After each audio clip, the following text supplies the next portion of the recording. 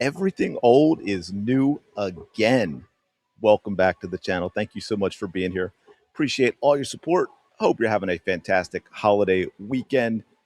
Quick favor, as always, like, comment, subscribe. Y'all know the drill by now. Notification bell, hype on mobile. I haven't mentioned that in a while. Completely forgot about it. So let's hop in that time machine. Go back to 2024. Y'all might remember this.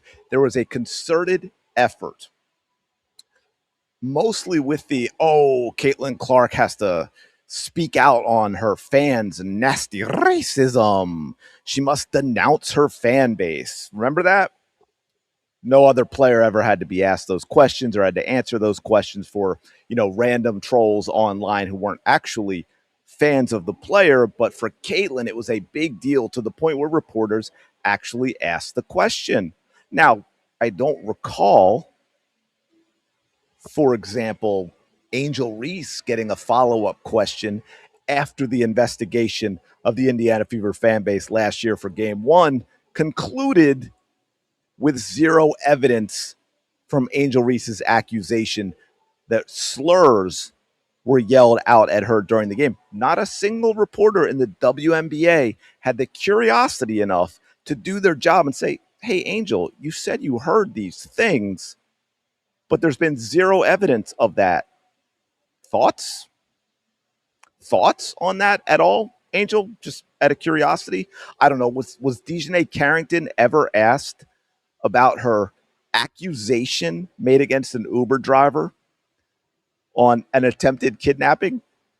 No, no interest in asking that. But when trolls online say nasty things about other players, Caitlin Clark gets asked to denounce her fan base. Why was that?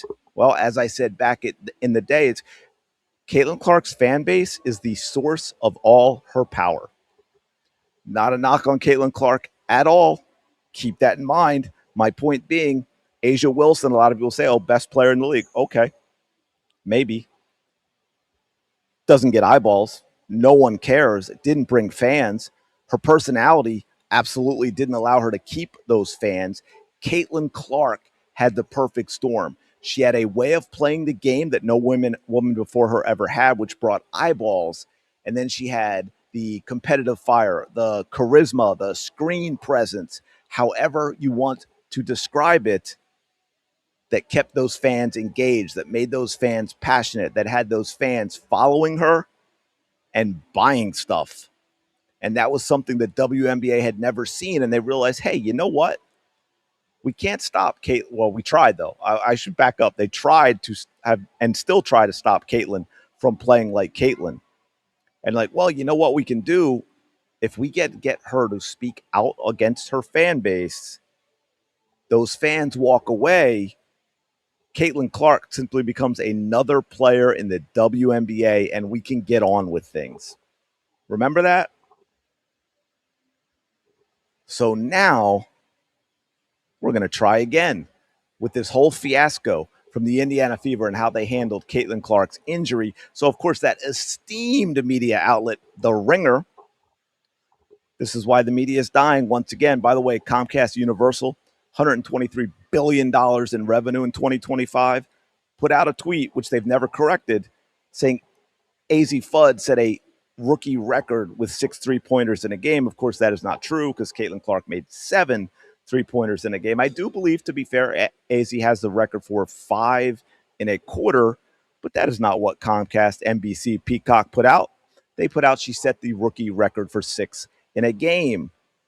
They probably have 47,000 full-time employees that could fact check that, but they couldn't bother.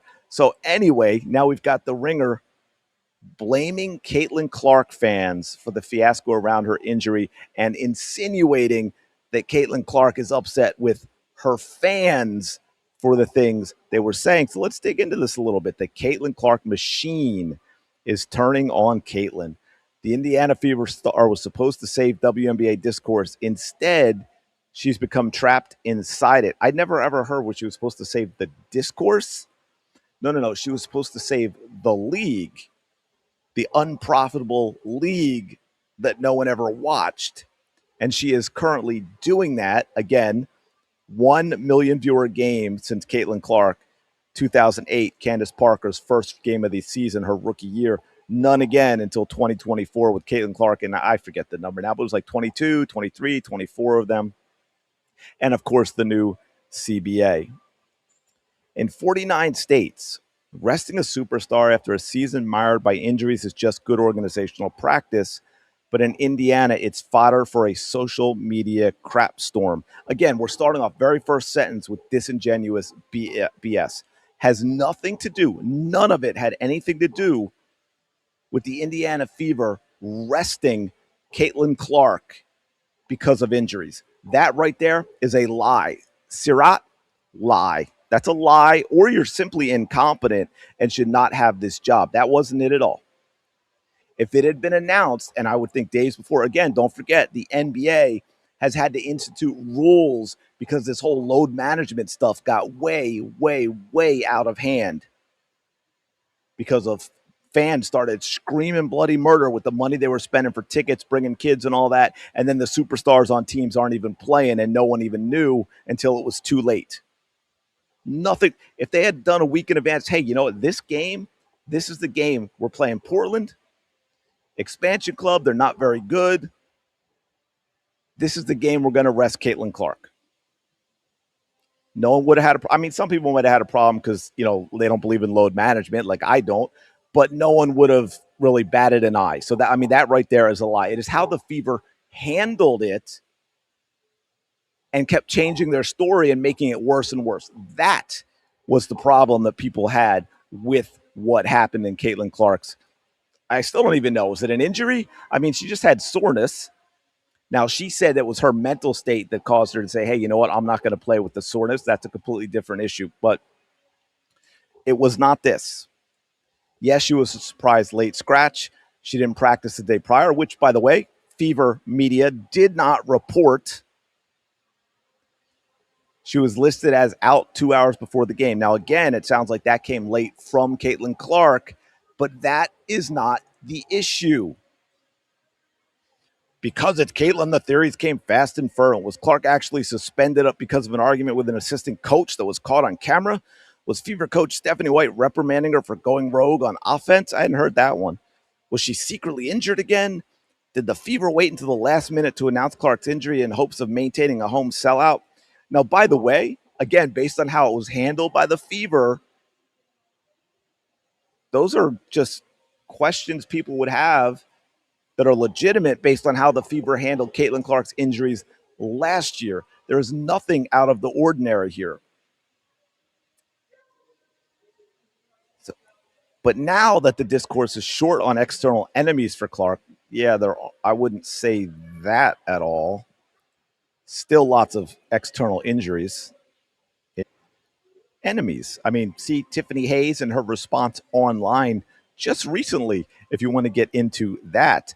So she goes in to explain that this is the fans' fault now because they're making a huge deal of everything, that the discourse is so short and those external enemies for Clark. Now it's being forced to find obstacles for her within the Fever organization. All of this came to a head on Friday night before the Fever beat the Valks. Clark returned, scoring 22 points, hitting 4 threes, dishing 9 assists.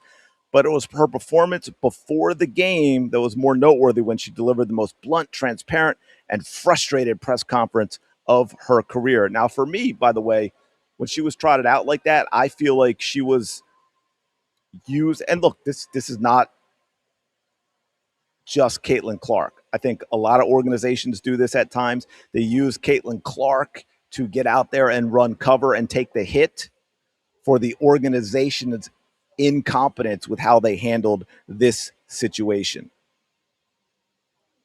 I actually went back and looked because of all these narratives that are going crazy online about when I told my mom I wasn't going to play the game. 4:47. You guys found out at 5:20. So one of the most important people in my life found out 40 minutes before you guys. So here's the thing. Now she gets into the whole stuff about it being mental. Moments where I still struggle a little bit and I get in my head and things like that, and I'm sore.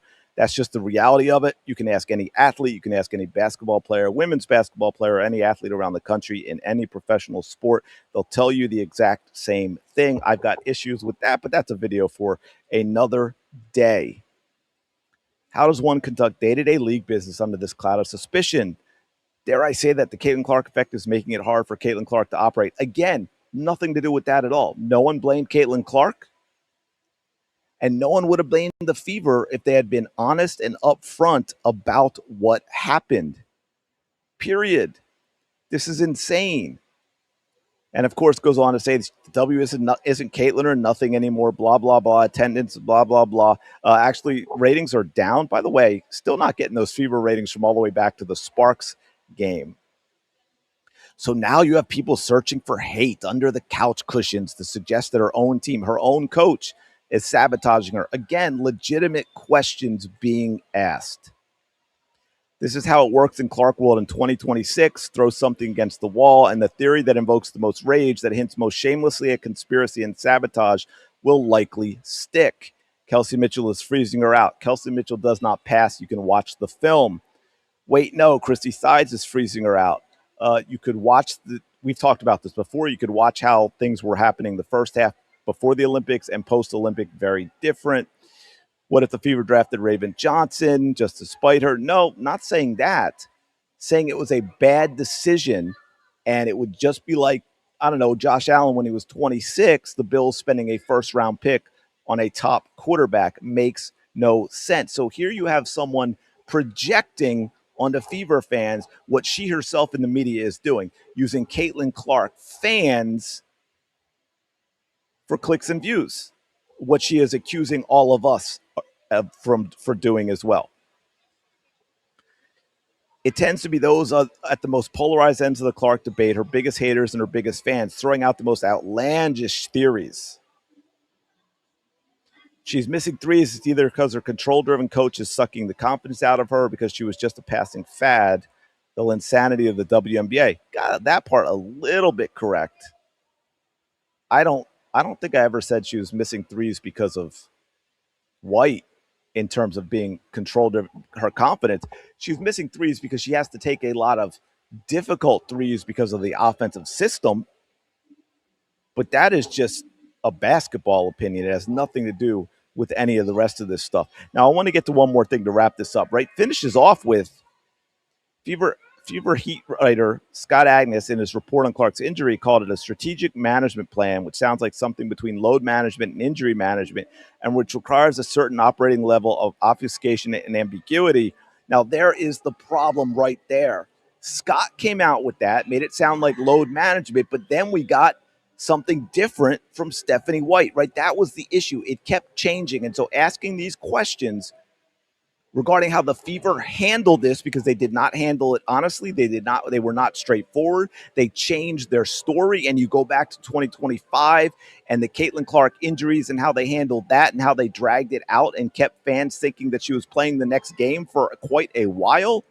You can understand why people would have these very legitimate questions. And then, of course, goes into attack YouTubers by talking about these classic headlines.